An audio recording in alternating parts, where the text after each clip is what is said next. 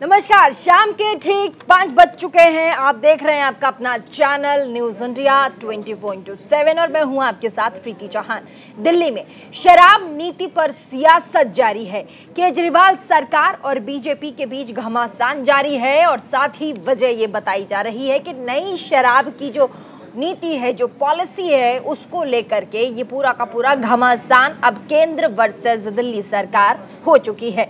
BJP ने दिल्ली सरकार पर नई आबकारी नीति साल 2021 और 22 को लेकर सवाल खड़े किए हैं। ये न्यू एक्साइज पॉलिसी आपको बता दें घोटाले का आरोप लगाए और इससे दिल्ली सरकार बैकफुट पर जाती दिखाई पड़ी और सरकार ने पुरानी नीति लागू करने का आज ऐलान कर दिया। हालांकि सियासत फिर भी नहीं थम रही है। वहीं आम आदमी पार्टी ने बीजेपी पर शराब की किल्लत पैदा करने की साजिश का आरोप मढ़ दिया। मनीष सिसोदिया ने कहा कि शराब नीति को फेल कराने के पीछे बीजेपी लगी हुई है। वहीं बीजेपी ने लोगों के घर में नकली शराब बीजेपी जाकर बनाती है और बेचती भी है। ये इनका पुराना मॉडल है जो कि गुजरात मॉडल है। गुजरात में बीजेपी यानी कि भाजपा अभी यही मॉडल इख्तियार कर रही है। ये डिप्टी सीएम दिल्ली के उन्होंने कहा है। तो वहीं बीजेपी का कहना है कि केजरीवाल सरकार ने डर की वजह से नीति को वापस ले लिया है। अब इस पर लगातार सियासी घमासान जो है वो फूट पड़ा है और ऐसे में आज हम इस पर चर्चा करेंगे, बातचीत करेंगे। जल्दी से आपको गेस्ट से भी मिलवा देंगे, लेकिन उससे पहले क्या है ये पूरा का पूरा प्रकरण, नई एक्साइज पॉलिसी जो है जिस पर ये सियासी घमासान छिड़ा है वो क्या है। 2021 से 22 से लेकर के छोटा सा रिपोर्ट देखिएगा, समझने की कोशिश कीजिए। आगे मेहमानों से मिलवाएंगे, उसके बाद बातचीत। दिल्ली में शराब पर संग्राम, पुराने तरीके से मिलेगी जाम। पुरानी शराब नीति पर लौटी केजरीवाल सरकार।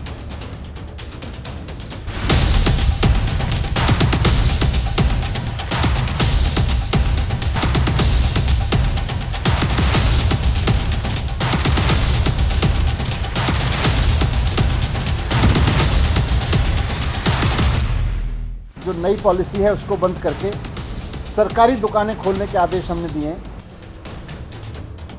दिल्ली में शराब पर हो रही सियासत खत्म होने का नाम नहीं ले रही है। केजरीवाल सरकार और बीजेपी आमने सामने है और घेरे में है आबकारी नीति 2021-22। हालांकि खुद को बैकफुट पर आता देख केजरीवाल सरकार ने दिल्ली में पुरानी आबकारी नीति लागू करने का ऐलान कर दिया है, लेकिन सियासत इसके बावजूद खत्म नहीं हुई। नई शराब नीति पर बवाल के बाद अब दिल्ली सरकार ने घुटने टेक दिए हैं।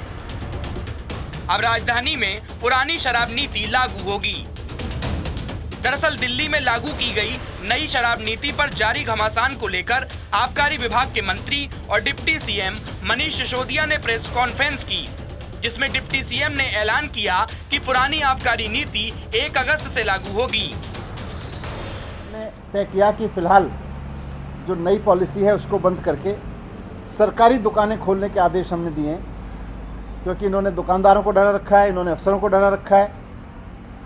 इसलिए नई पॉलिसी बंद करके सरकारी दुकानों के जरिए अब liquor sale, legal liquor sale करने का हमने ऑर्डर दिया है, ताकि दिल्ली में कोई इलीगल शराब ना बेच पाए, ताकि दिल्ली में कोई स्पिरिट शराब ना बेच पाए। शराब नीति पर जारी घमासान को लेकर आप नेता मनीष सिसोदिया ने आरोप लगाया कि बीजेपी गुजरात की तरह यहां भी नकली शराब बेचना चाहती है। गुजरात में बीजेपी के लोग घर में नकली शराब बनाते हैं और बेचते हैं, यही इनका मॉडल है। तो मामले को लेकर बीजेपी अब और उग्र हो गई है। नीति वापस लेने के बाद बीजेपी का कहना है कि केजरीवाल सरकार ने डर की वजह से ऐसा किया है, लेकिन हम इतनी आसानी से इन्हें छोड़ने वाले नहीं हैं, जब तक लूट का पैसा वापस नहीं आ जाता। ज्यादातर सरकारी दुकानों का जिनमें खूब भ्रष्टाचार था और इनके नेताओं, रिश्तेदारों, इन सबकी ड्राइवर और मेड के नाम पे चलती दुकानों को, इन सबको, सारे सिस्टम को बंद करके हमने नई पॉलिसी लगाई और बहुत पारदर्शी तरीके से हमने यहाँ पर शराब की दुकानों की नीलामी की। पहले, यहाँ आपकी जानकारी के लिए मैं बता दूं कि पहले दिल्ली में 850 दुकानें होती थी। नई पॉलिसी में हमने तय किया कि जितनी दुकानें पहले होती थी उससे एक भी दुकान फालतू नहीं खोली जाएगी, वही 850 दुकानें रहेंगी। पहले इन दुकानों से सरकार को करीब 6000 करोड़ रुपए का रेवेन्यू मिलता था। शराब पॉलिसी में। जब पारदर्शी तरीके से इन दुकानों की नीलामी हुई तो दुकानें नहीं बढ़ी, लेकिन पूरे साल में, एक फुल ईयर में 850 दुकानों से 9,500 करोड़ रुपए का रेवेन्यू आना था। इस हद तक ऑक्शन गया हमारा। तो इस जनता की जीत ने अरविंद केजरीवाल सरकार को आज पूरी तरह से हिला दिया है। उसका एक नजरिया भी या नज़ारा भी आपने देखा होगा। कल इन्होंने एक्साइज पॉलिसी को वापस लिया है।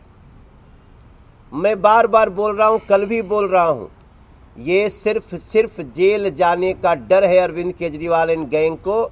इसलिए आपने पाप करने के बाद अब कोई नीति वापस लेने से, जब तक लूट का पैसा वापस नहीं आएगा तब तक दिल्ली की जनता भी नहीं छोड़ेगी और हम सांसद भी नहीं छोड़ने वाले हैं अरविंद केजरीवाल गैंग को।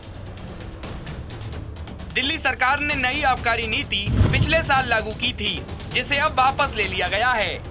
आबकारी नीति 2021-22 को 31 मार्च के बाद 2 बार 2 महीने के लिए बढ़ाया गया, लेकिन आबकारी नीति को बार बार मिल रहे एक्सटेंशन पर बीजेपी लगातार सवाल उठा रही है। इसके बाद दिल्ली के लेफ्टिनेंट गवर्नर ने आबकारी नीति की जांच सीबीआई से कराने के आदेश दिए।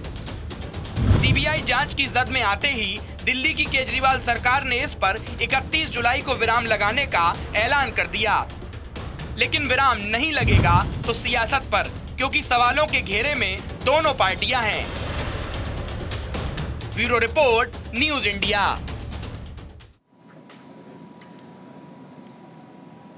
तो ठेका बहाना है, मकसद ठिकाने लगाना है, ये डिप्टी सीएम मनीष सिसोदिया कह रहे हैं। उन्होंने आज प्रेस कॉन्फ्रेंस की और उसमें उन्होंने कहा कि मकसद जो है भाजपा की वो है कि ठिकाने लगा दिया जाए, चाहे वो ईडी के डर से हो या फिर सीबीआई के डर से हो। जितनी भी दुकानें हैं शराब की, उसके जो ओनर्स हैं यानी कि मालिक है, वो दुकान छोड़कर भाग रहे हैं और ऐसे में धड़ल्ले से नकली शराब बेची जाए गुजरात के मॉडल से, जो कि लागू वहां भाजपा कर रही है। ये मनीष सिसोदिया ने आरोप लगाए, कह रहे हैं कि वही वाला मॉडल अभी मनीष सिसोदिया कह रहे हैं कि भाजपा दिल्ली में लागू करना चाहती है और इसीलिए हम 1 अगस्त से अब पुरानी जो एक्साइज पॉलिसी है दिल्ली को लेकर के, यानी कि आबकारी विभाग की जो पहली की पॉलिसी रही है साल 2021 और 22 के पहले वाला, वो एक बार फिर से लागू कर दिया जाएगा। और इसी पर बातचीत करने के लिए हमारे साथ तमाम गेस्ट आ चुके हैं।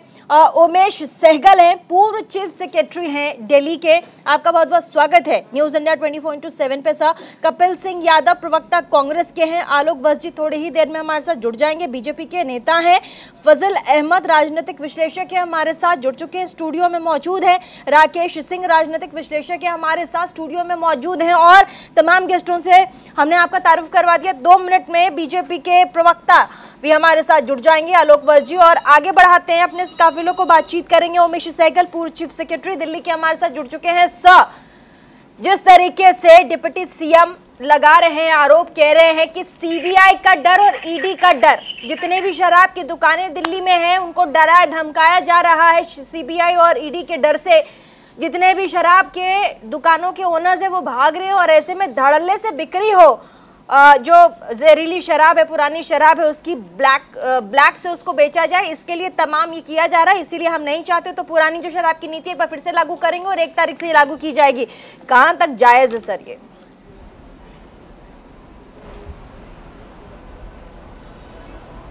उमेश सहगल नहीं मैं कह सकता हूँ कहाँ तक जायज़ है, बट पॉलिसी, पुरानी पॉलिसी फेलियर थी, पुरानी पॉलिसी फेलियर थी, ये तो ऑब्वियस है। और जितने भी है, मेरे से तो जितनी दफ़ा पूछा गया कि पुरानी पॉलिसी ठीक है, ऑप्शन करना लिकर शॉप्स को ठीक है, बिल्कुल गलत है ऑप्शन करना लिकर शॉप में, स्पेशली दिल्ली जैसे शहर में। यहाँ 50 साल से सरकार सारी दुकानें रन कर रही थी, ठीक है, दुकानों की इतनी अच्छी हालत नहीं थी और बाहर क्यू लगाने पड़ते थे, खड़ा होना पड़ता था, और शायद प्राइवेट शॉप्स भी तब खुली हुई थी तो शायद वहाँ स्थिति कुछ बेटर थी।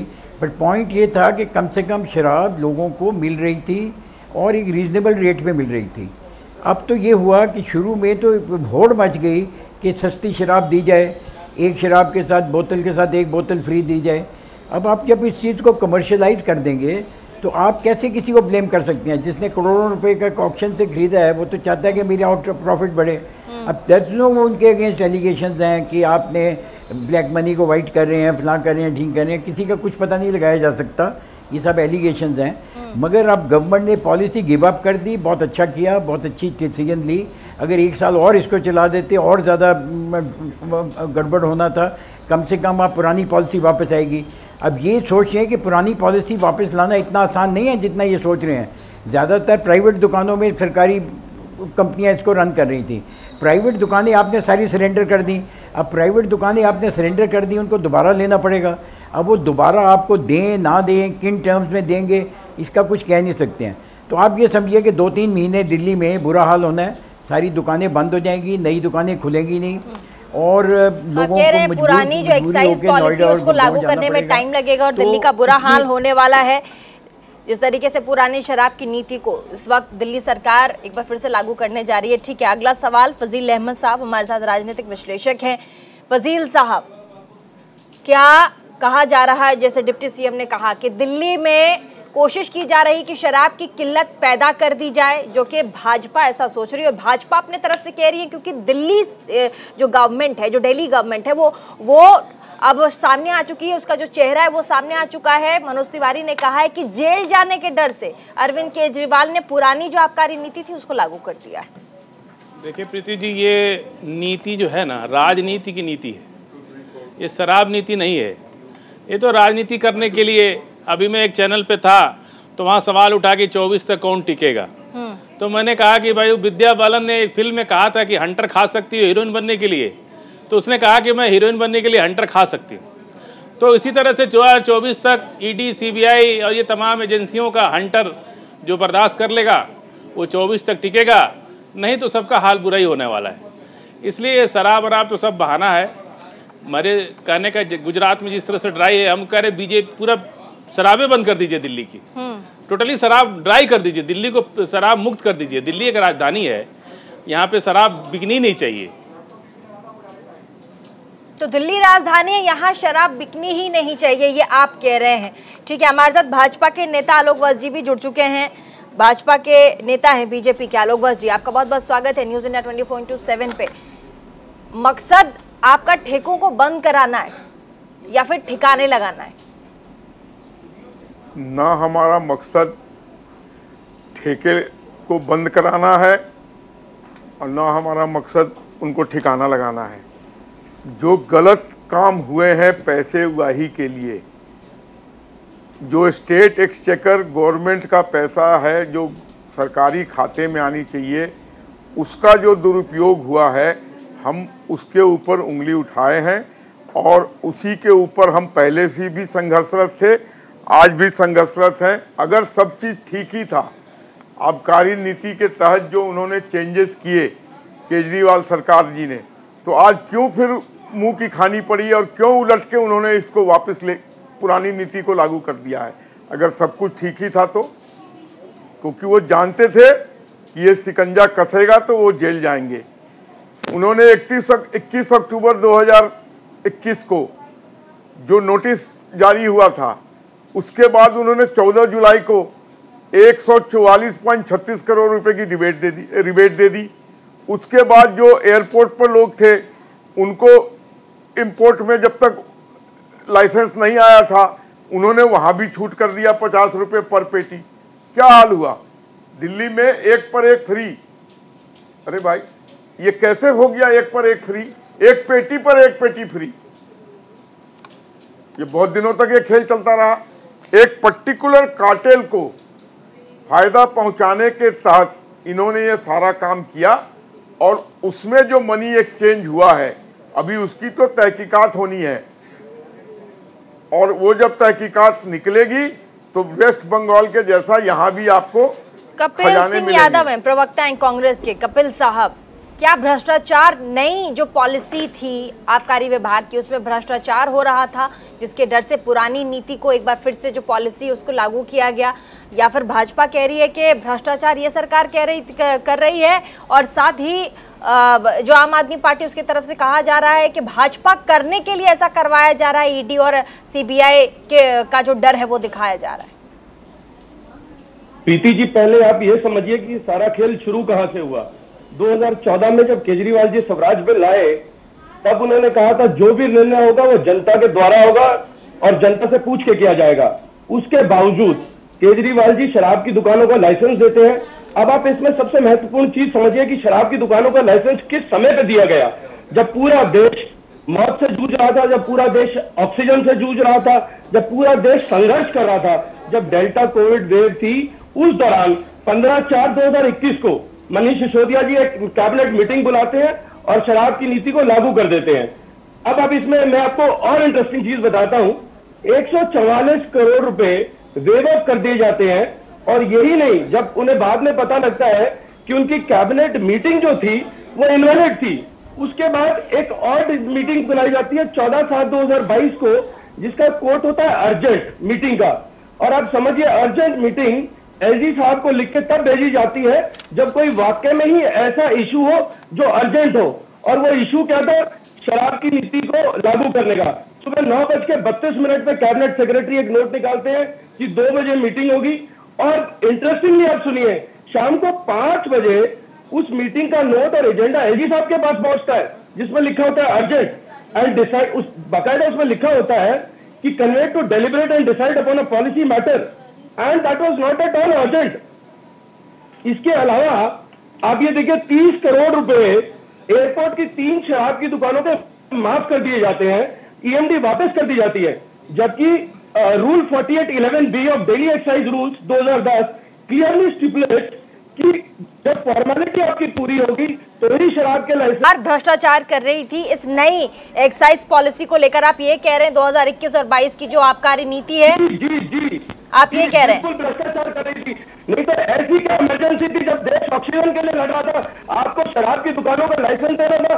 क्या ऐसी क्या इमरजेंसी थी, मैं पूछना चाहता हूँ।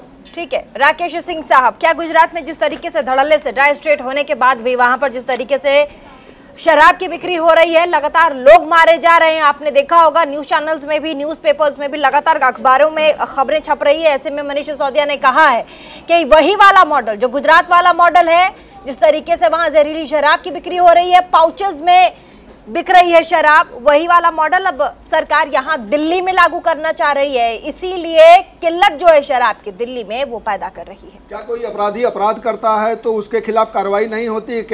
क्या 302 का किसी के ऊपर मुकदमा चलता है और सजा होती है? इसका मतलब 302 के जो अपराधी हैं काम करना बंद कर दिए।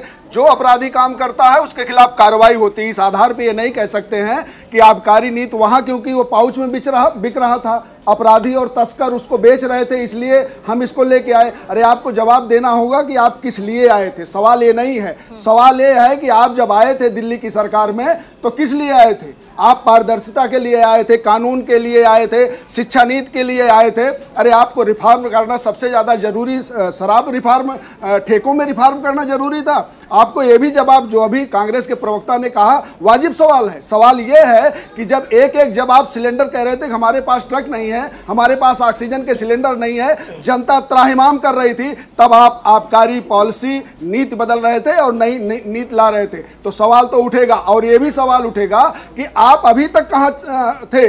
जैसे सीबीआई जांच की आपके ऊपर निर्देश हुआ, उसके बाद आपने कहा कि पुरानी नीति के तहत होगा और प्रेस कॉन्फ्रेंस किया। अरे आपके ऊपर ऐसे ऐसे आरोप है, और खास करके तब मुझे तो लगता है ये गिरोह जैसे काम करता है ना। जब सरकार मनीष सिसोदिया की आई थी तो एक विभाग, देश का पहला ऐसा मुख्यमंत्री है जिसने अपने पास एक विभाग नहीं रखा। उनके तोमर चले गए जो लॉ मिनिस्टर थे और उनकी फर्जी डिग्री आई। उस समय भी केजरीवाल ने कहा था कि मैंने जांच लिया है, डिग्री ठीक है। उसके बाद सत्येंद्र जैन आए और वो मंत्रिमंडल में बने हुए हैं, वो जेल गए हुए हैं, ईडी की जांच चल रही है और सरकार, अदालत से भी कोई उनको राहत नहीं मिली है। और तीसरा मामला, क्योंकि वो 2 मामले आ गए थे, तो मनीष सिसोदिया के मामले में केजरीवाल सामने आते हैं और कहते हैं कि आगे मनीष सिसोदिया जेल जाएंगे। इसका मतलब ये है कि अपने पास विभाग इसलिए नहीं रखा उन्होंने कि इन लोगों के पास विभाग रखा, ये लोगों ने लोग खुश हुए और साइन, क्योंकि दस्तखत हर नीति पर, हर पॉलिसी पर, हर फर्जीवाड़े पर इन मंत्रियों का होगा, जेल इनको जाना पड़ेगा।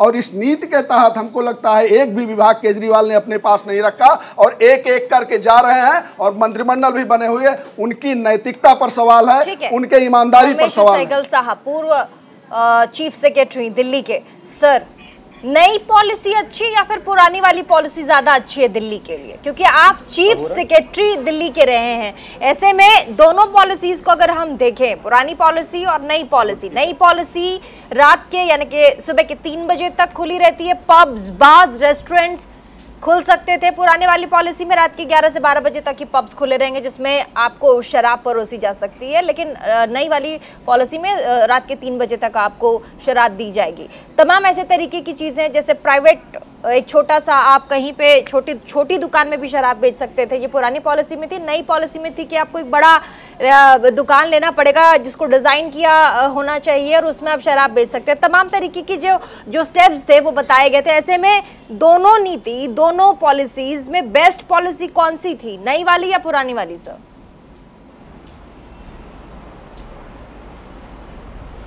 देखिए, ऐसा है कि आपको शायद पता नहीं होगा, याद आ सकता होगा कि 30-40 साल पहले विनोबा भावे ने एक बड़ी ज़बरदस्त एजिटेशन की थी जी। मैडम इंदिरा गांधी तब प्रधानमंत्री थी, तो एक 11 पॉइंट प्रोग्राम बना था सरकार का। उस 11 पॉइंट प्रोग्राम को किसी भी सरकार ने अभी तक चेंज नहीं किया, वो अभी तक चल रहा है वो प्रोग्राम।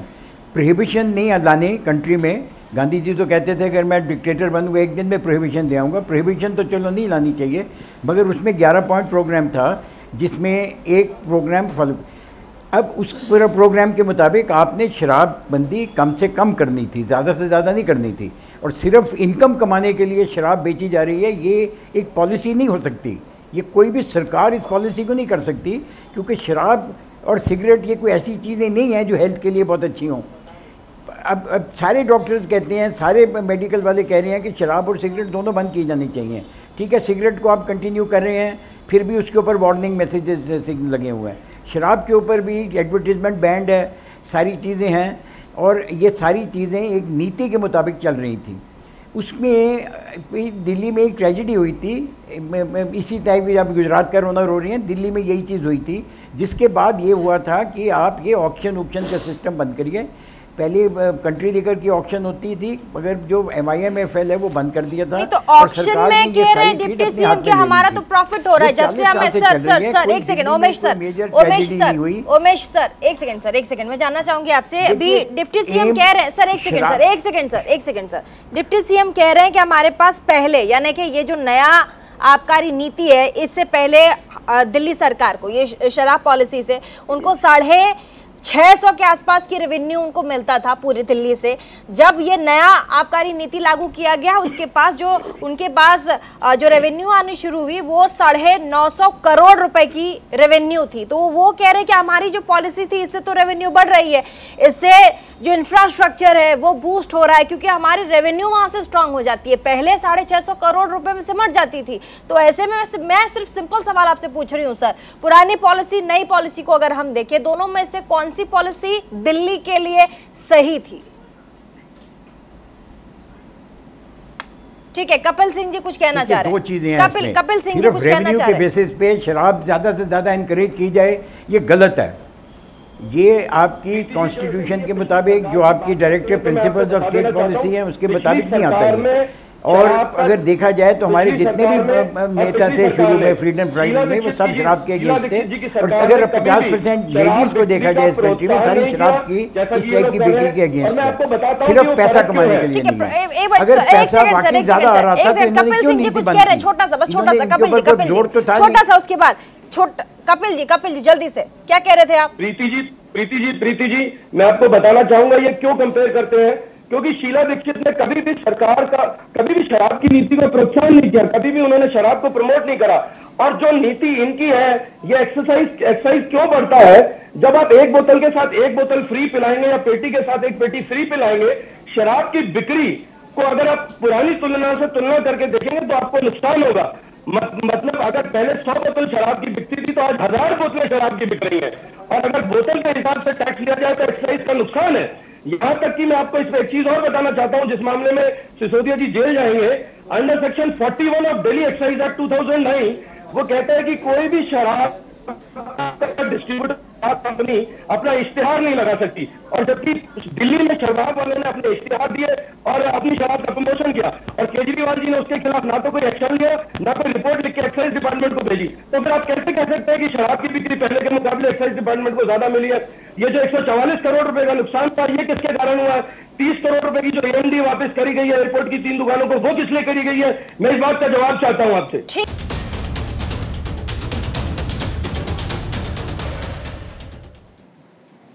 तो आज हम बात कर रहे हैं नई एक्साइज पॉलिसी दिल्ली में, जिसको लेकर के घमासान मचा हुआ है। और ऐसे में डिप्टी सीएम ने कहा है कि अब 1 तारीख से दिल्ली में पुरानी एक्साइज पॉलिसी जो है वो लागू कर दिया जाएगा, यानी कि पुरानी जो शराब नीति आबकारी विभाग की जो थी वही एक बार फिर से लागू होगी। इसलिए तमाम मेहमान हमारे साथ बातचीत करने के लिए अभी भी जुड़े हुए हैं। भाजपा के नेता आलोक वत्स जी से मेरा एक सवाल है, भाजपा सरकार जहां जहां जिन जिन राज्यों में है आलोक वत्स जी, ये डिप्टी सीएम ने कहा है कि वहां सबसे ज्यादा शराब की दुकानें और ठेके और सबसे ज्यादा प्रॉफिट वहां सरकार को हो रहा है, वहां पर सरकार की नजर नहीं जा रही है जहां पर भाजपा की सरकार है। अब गैर भाजपा शासित राज्य जितने हैं वहां पर ये ईडी और सीबीआई का जो चाबुक है वो घुमा रहे और कह रहे हैं कि नहीं, ये भी हमारे अंडर में चाहिए। बताएं।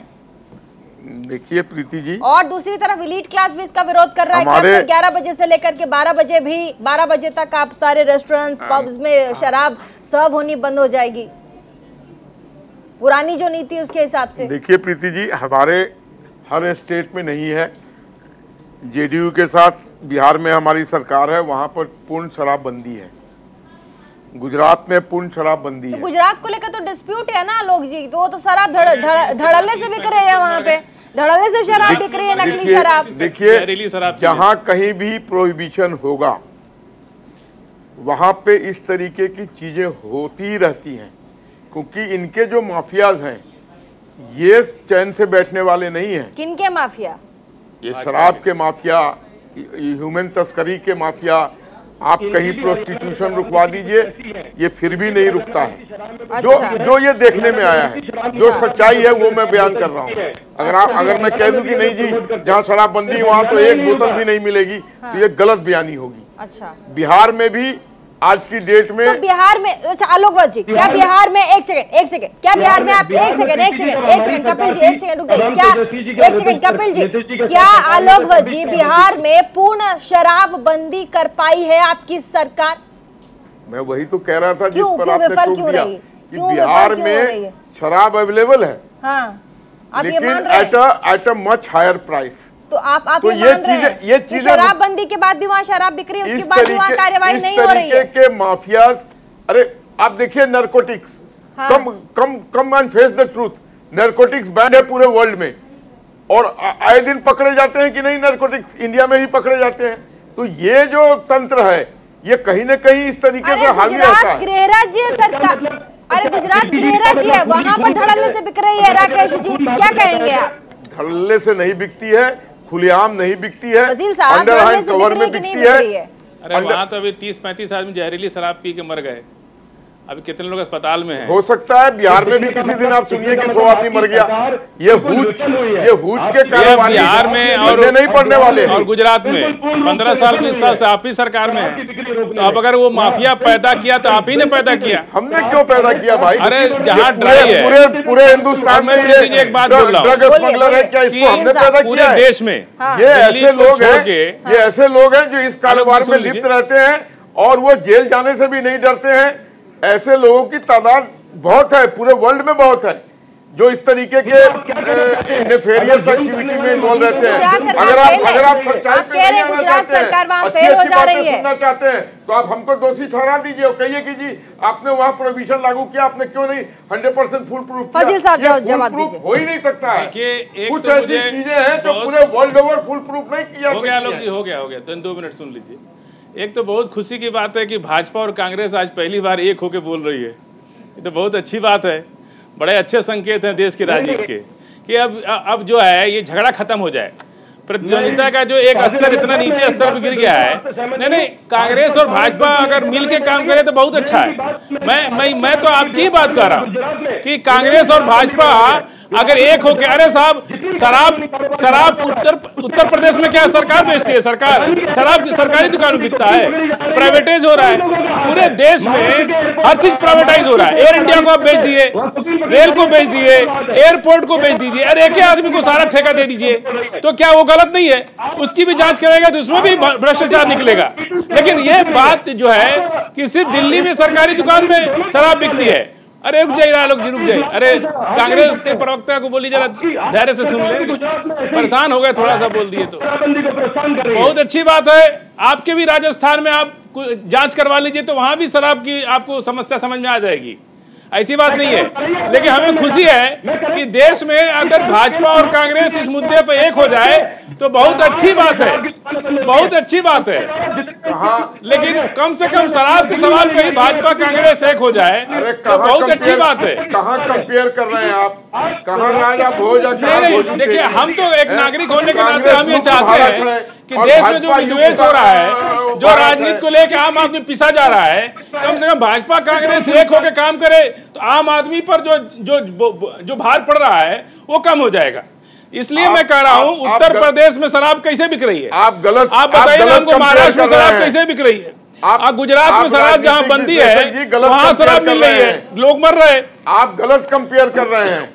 एक कांग्रेस मुक्त भारत और एक भाजपा युक्त भारत, आप उनको मिलाने की कोशिश कर रहे हैं। अरे सर हम उस पर बात नहीं कर रहे हैं, वो तो एक्सट्रीम है। आप लोग आपस की राजनीति के लिए आम आदमी जो पिस रहे हैं हम उस पर बात कर रहे हैं कि कांग्रेस भाजपा मिल के काम करे तो बहुत अच्छा है।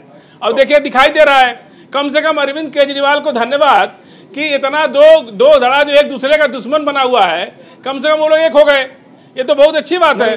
और सारा भ्रष्टाचार की बात हो सकता है, अरे कौन नेता राजनीति में एकदम साफ सुथरा है? बोलिए ना, कमीशन खा रहे लोग 40%, कौन नेता एकदम साफ सुथरा है? एक मोटरसाइकिल जिसके पास नहीं होती थी आज बड़ी बड़ी गाड़ियों से घूम रहे, बड़े बड़े बंगले में रह रहे। ये सब बातें करने से नहीं होगा।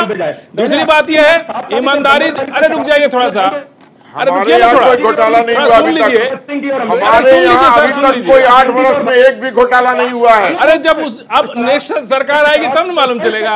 जी नहीं, अपनी जांच करें। कांग्रेस के रहते हुए घोटाले उजागर हो गए थे। एयर इंडिया, कांग्रेस के रहते हुए घोटाले उजागर हो गए आप थे। बेच रहे, जो प्रॉफिटेबल कंपनियां हैं उनको आप बेच रहे, कहाँ बेच रहे? कांग्रेस के सत्ता में रहते हुए उजागर हुआ था। आप बताइए ना क्यों बेच रहे? हेलीकॉप्टर स्कैम सत्ता में रहते हुए उजागर हुआ था। आप राफेल का रेट बताए देश के सामने, में रहते हुए उजागर देश के सामने आप राफेल का रेट बताए कितने खरीदे हैं? आप बताए राफेल का रेट कितना खरीदे हैं? बताए देश को आप देश की जनता को जानने का हक है कि नहीं कि सरकार क्या कर रही है? आप बताए राफेल कितने में खरीदे हैं? नहीं, एक चीज जो सवाल भ्रष्टाचार में मत, ठीक है, सब एक से बढ़ के एक है। फजील साहब, कोई ये नहीं कह सकता है कि हम दूध के धुले हैं। ठीक है फजील साहब, आलोक जी, कोर्ट तक का निर्देश आ गया कि कहीं। अरे आप तो अपनी सत्यनिष्ठा आप तो कायम मत सुप्रीम कोर्ट जाइए, आप तो जनता को बता दीजिए कि हमने इतने खरीदा है। उनको मुंह की खानी पड़ी थी।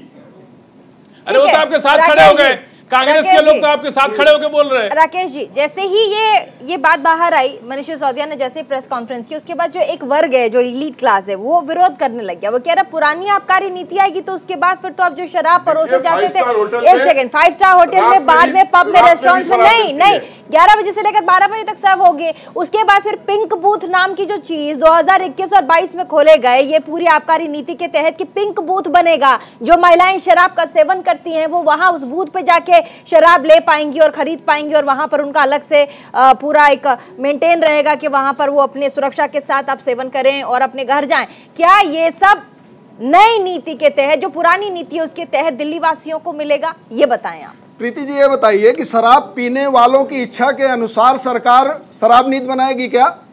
गांजा पीने वाले के हिसाब से गांजा को भी सुरक्षा की भी है ना राकेश जी, बात सुरक्षा की भी है। नहीं, वो सुरक्षा की बात है तो चिंता इसी पर होनी चाहिए कि क्योंकि एलिट क्लास आपने वो शब्द दे दिया, लेकिन शराब पीने वालों को एतराज है, इस वजह से सरकार ने ऐसी नीति बनाई। ये नहीं है पहला। दूसरा आंकड़ा मनीष सिसोदिया को आपने दिया, रेवेन्यू में 500 करोड़ के आसपास जो रिपोर्ट आई है 500 करोड़ के आसपास कमी हुई है, ये जो नई आबकारी नीति आई है। तो रेवेन्यू का भी सवाल आप छोड़ दीजिए। और दूसरा सवाल तो कह रहे रेवेन्यू प्रॉफिट हुआ है, वो गलत कह रहे हैं, गलत कह रहे हैं। 9,000 करोड़ रेवेन्यू आंकड़े को मैं दावे के साथ 9,000 करोड़ रेवेन्यू आने मैं लगा। आंकड़े को दावे के साथ कह रहा हूँ। पिछली बार जो तिमाही की रिपोर्ट आई है 1400 कुछ करोड़ रुपया था, 900 कुछ करोड़ आए, 500 करोड़ के आसपास कमी हुई है। तो मनीष सिसोदिया झूठ बोल रहे हैं। दूसरा ये आप गुजरात का और बिहार का उदाहरण देती हैं, जितने अपराध के खिलाफ कानून बनते हैं, जितनी धाराएं बनी हैं, जितनी आईपीसी अरे तो के उत्तर जितने प्रदेश में शराब कहाँ बेचे? उत्तर प्रदेश में गांव-गांव में आपने ठेका करवा दिया। जब आप उत्तर प्रदेश के हर गांव में ठेका है, इसका मतलब आप उत्तर प्रदेश में नहीं, उत्तर प्रदेश के लोगों को नहीं शराब की बात करते हैं क्या? वहाँ भी सरकारी दुकान से बेचवाइए शराब, वहाँ भी शराब की दुकान सरकारी दुकान से बेचवाइए। मेरा उत्तर प्रदेश में हर स्टेट में शराब सारी चीजें आप प्राइवेट कर रहे हैं, सारी चीज आप प्राइवेट कर रहे हैं। आप एयर इंडिया को बेच दिए, रेल को बेच दिए, एयर को बेच दिए, एयर इंडिया बेच दिए और सारी जो प्रॉफिटेबल कंपनी उसको बेच दिए। सवाल को सुनिए, उसके बाद जवाब दीजिए, पूरा मौका आपके पास रहेगा। आप बताइए 302, 307 जितनी धाराएं हैं, क्या ये कानून बनने के बाद क्या ये सब धाराएं या सब अपराध रुक गए? क्या अपराध होते हैं इसलिए कानून बनते हैं, और जब अपराधी हो और जो अपराध करता है उसके खिलाफ कड़ी कार्रवाई। कांग्रेस और ये हमारे अहमद साहब से मैं पूछना चाहता हूं, बिहार में जितनी अवैध शराब पकड़ी गई या कहीं पकड़ी जाती है, कार्रवाई नहीं होती है क्या? कार्रवाई होगी, लेकिन ये कहो कि आप जो घपला करोगे वो छूट जाएगा, ये मुश्किल है। ठीक है, गुजरात में कौन सी कार्रवाई हो रही है? ठीक है फजील साहब, गुजरात में कौन सी कार्रवाई हो रही है? अपराधियों के साथ खड़े होंगे। नहीं, गुजरात में कौन सी कार्रवाई? नहीं, ऐसे नहीं, भाग नहीं सकते, भाग नहीं सकते। गुजरात में कौन सी कार्रवाई हो रही है? लोग मर रहे हैं। अपराध करने की छूट नहीं मिलेगी। शराब की बिक्री से संबंधित दर्ज हुए। जी क्या कह रहे थे? क्या कह रहे हैं कपिल जी?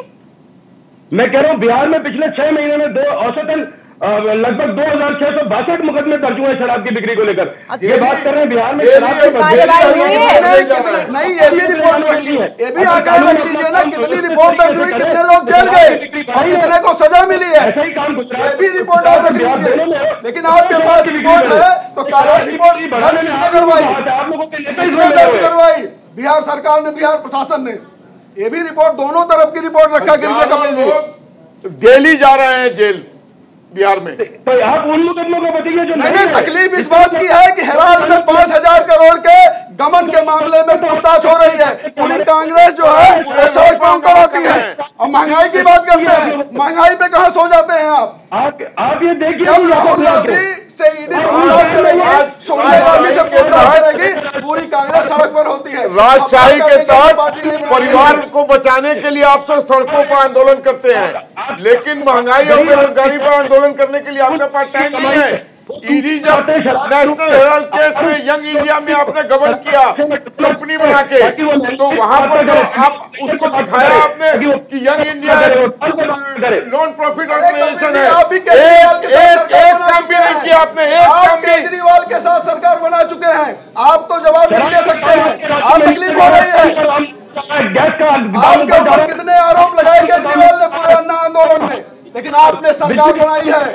आप खुद दोषी हैं केजरीवाल को यहाँ पहुंचाने के लिए, आप खुद दोषी हैं दिल्ली की जनता को लूटने के लिए। यंग इंडिया आपने सरकार बनाई है केजरीवाल यंग के इंडिया साथ। में इतने पैसे का घपला किया आपने, नॉन प्रॉफिट ऑर्गेनाइजेशन बताया, एक सोशल वर्क नहीं दिखा सके आप, और आप बात कर रहे हैं सड़कों पे आंदोलन का और पार्लियामेंट में आंदोलन का।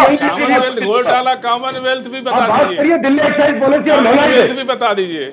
अरे पहली बार सरकार किसने बनाई थी? केजरीवाल के साथ कपिल जी, कांग्रेस ने बनाई थी, आपने बनाई थी। अरे लेकिन वो बी टीम तो आपकी है। अरे सरकार आप बनाएंगे तो आप भी हमारी बी टीम हो गए।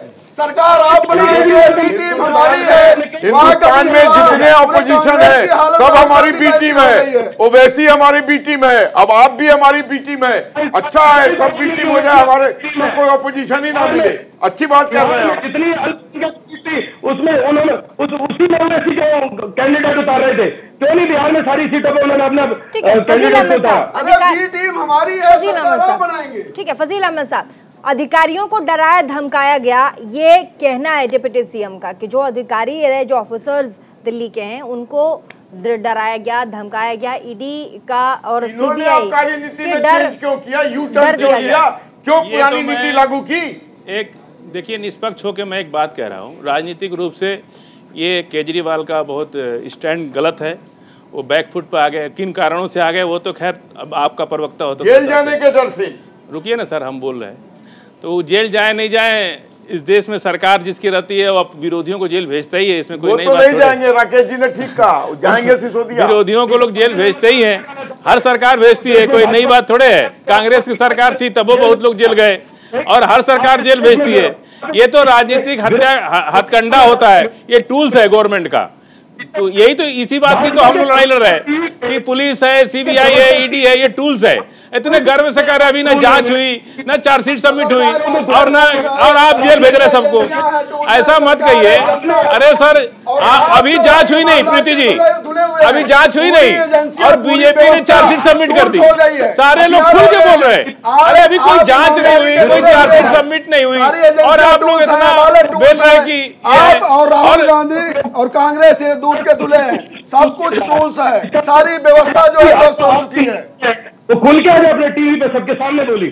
मैं चाहता हूं पूरा देश इस बात को देख रहा है और एक दिन लोग इस बात को मानेंगे जिस प्रकार से आप लोगों की आवाज दबा रहे हैं। और आवाज नहीं दबा कपिल जी, आवाज नहीं दबा रहे हैं, जनता आपकी सुन नहीं रही है। कांग्रेस के कार्यकर्ता जब राहुल गांधी से पूछताछ होती है तो सड़क पर उतरते हैं, 2 दिन बाद सो जाते हैं, तीसरे दिन सोनिया गांधी से पूछताछ होती है तो सड़क पर उतरते हैं। आप भ्रष्टाचार में लिप्त हैं, आपके नेता जमानत पर रिहा हैं, आपके नेता जमानत पर हैं। एक एक बताइए, 3 कंपनियां हैं, यंग इंडिया है, एजेएल है और कांग्रेस पार्टी भी है। तीनों में कौन लोग थे, किसने साइन किया है? सोनिया गांधी, राहुल गांधी, मोतीलाल वोरा। तीनों लोग एक दूसरे से बात करके 5,000 करोड़ का गमन किए हैं और इसलिए जनता जानती है आपके आंदोलन का भी असर नहीं हो रहा है। उमेश सहगल साहब, बैकफुट पर आ गई है केजरीवाल सरकार। जैसा कि फजील साहब कह रहे थे कि ये जो भी निर्णय है ये बड़ा गलत डिसीजन हुआ, क्योंकि जिस तरीके से आम आदमी पार्टी बैकफुट पे आ गई है अपनी नीति को लेकर के, उससे कई चीजें फ्रंट फुट पे। ऐसा लग रहा है कि सही में ऐसा कुछ हो रहा होगा, इसलिए आनंद फानन में ये जो पूरा का पूरा जो प्रकरण रहा, जो नीति है 2021 और 22 की आबकारी विभाग की जो एक्साइज पॉलिसी है, ये वापस ले लिया गया कि ठीक है हम वापस लेते हैं, जो पहले चल रहा था वैसे ही चलने देते हैं।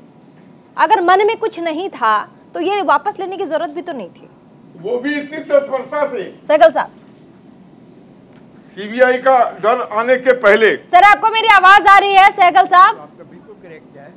अगर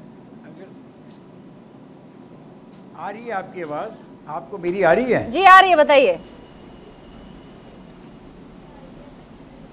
मैं ये आपको बता रहा हूँ कि अगर ये पॉलिसी शुरू से पॉलिसी गलत थी, अब पिछले 50 साल 70 60 50 40 50 साल से तो मैं भी देख रहा हूँ कई टाइप पे ये आया है। कभी आज तक किसी ने ऑक्शन का नहीं सोचा।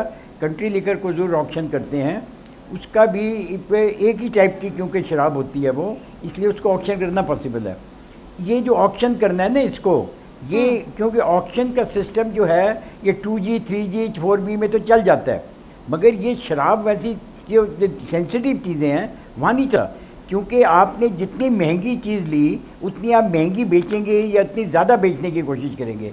शराब में एक पॉलिसी रही है शुरू से कि आप कम से कम बेचिए, जो नीड है वो दीजिए, इतनी है कि इतनी अवेलेबिलिटी हो कि आपकी इनलिसिट लिकर ना बने, ताकि शराब प्रॉपर मिले लोगों को और ठीक मिले जो पीते हैं। अब ये देखिए 10% 20% आदमी पीते हैं, बाकी 80% तो वैसे भी शराब नहीं पीते हैं। तो आपकी पॉलिसी अगर ये बहुत अच्छी थी और बहुत ज़्यादा इसमें पैसा आया तो इसको इमीडिएटली बंद क्यों कर दिया आपने? आप एक रिव्यू कमेटी लगाते, इसको रिव्यू करते, थोड़े से चेंजेस करते और पॉलिसी को कंटिन्यू करते। ऑब्वियसली, और ये मैं इनको मुबारकबाद देता हूँ इस दिल्ली की गवर्नमेंट को कि आपने टाइम पे रियलाइज़ किया कि हमारी पॉलिसी गलत है और उसको गिव अप कर दिया। आपने अच्छी चीज़ थी उसको गिव अप करके अब आप पुरानी पॉलिसी वापस ला रहे हैं, वो 2-3 महीने उसको लगेंगे। इन 2-3 महीने में आप क्या करेंगे? अब दिल्ली में तो 2-3 महीने कोई नई दुकान नहीं खुलेगी, पुरानी दुकानें बंद हो जाएंगी, नई दुकानें बंद हो जाएंगी, पुरानी खुलेंगी नहीं।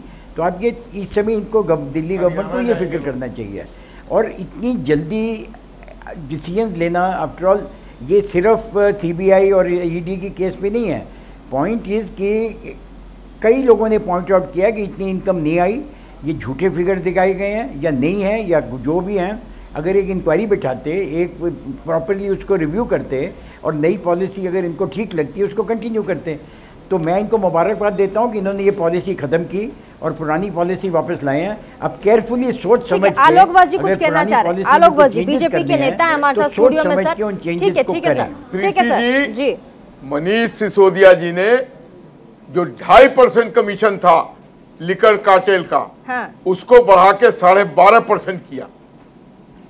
इतना बड़ा इजाफा किस लिए? क्योंकि अंडर हैंड मनी का एक्सचेंज करना था। इनकी प्रॉफिटेबिलिटी, दुकान का किराया भी तो 5 लाख हो गया है। इनकी प्रॉफिटेबिलिटी 5 लाख रुपए दुकान का इन्होंने इतनी ज्यादा बढ़ा दी।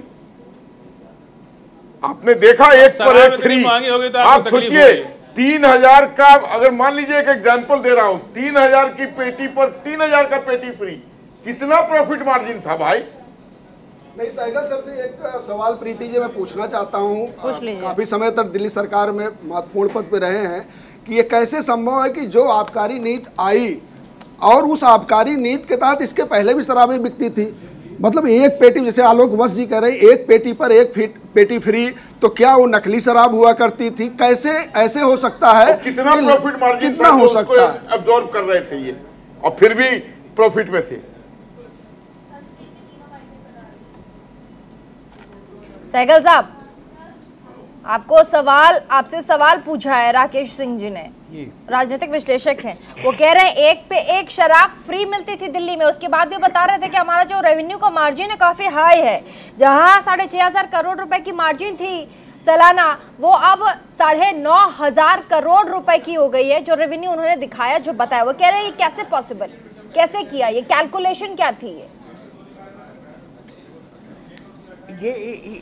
ये पॉसिबल नहीं है, ये इम्पॉसिबल है। इसीलिए इन्होंने राइट टाइम पे अपनी पॉलिसी गिव अप करके पुरानी पॉलिसी पे आ गए। पुरानी पॉलिसी को रिव्यू करके उसको चेंजेस चाहिए तो धीरे धीरे चेंजेस करें। एकदम आपने एक चीज़ इंट्रोड्यूस कर दी और आपने ऐसा ऑक्शन सिस्टम किया। अब 2G 3G वाला सिस्टम है, वहाँ तो अच्छे पैसे आ गए, यहाँ भी आपको हाई बिड्स आ गई। जब हाई बिड्स आ गई तो लोग पैसे कैसे बनाएंगे? अगर प्रॉपर आपकी उन्होंने चलो इंसेंटिव दे दिए, वो भी 1 साल था, अब एक पेटी पे एक पेटी फ्री। अब आपने ये कुछ मुझे समझ नहीं आया कि वो जो फ्री पेटी थी उस पर एक्साइज ड्यूटी जमा करा रहे थे। अगर उस पर एक्साइज ड्यूटी जमा करा रहे थे तो फिर तो ह्यूज लॉसेज होने हैं इनको। और देखिए 800 दुकानें थी शुरू में ऑक्शन हुई, 400 बच गई, 400 अपने आप सरेंडर करके चले गए। ऑब्वियसली पॉलिसी गलत है ना, जिसने ऑक्शन किया उसको कोई फ़ायदा हो रहा है। अब आप क्लेम करते रहिए 9,000 करोड़ आ गए, 10,000 करोड़ आ गए। अरे भैया कहाँ है वो 10,000 करोड़? अभी मैंने एक लिस्ट पढ़ी है जो गवर्नमेंट ऑफ इंडिया ने भेजी है।